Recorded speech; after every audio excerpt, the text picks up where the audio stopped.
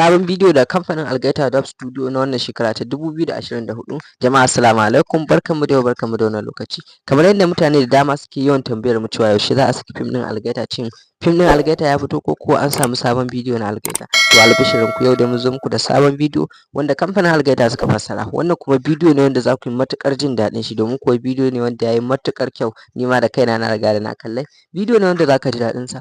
Da haka kai tsaye ba tare da ɓata lokaci ba, idan wannan shine farkon zuwan ka wannan tasha tamu, kar ka manta ka yi subscribing, ka danna ƙararrawa.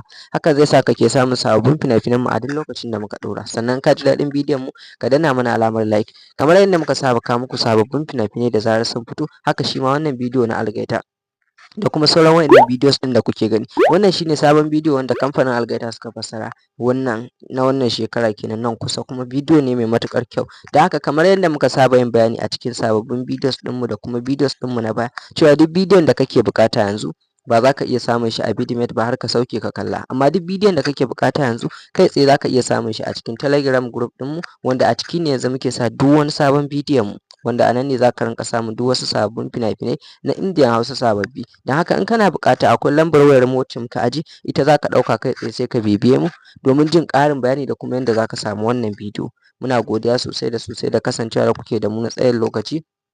Mun gode. Kai tsaye duk mai buƙatar wannan bidiyo, akwai lambar wayata wacce na aje, ita za ka ɗauka sai ka yi mana magana.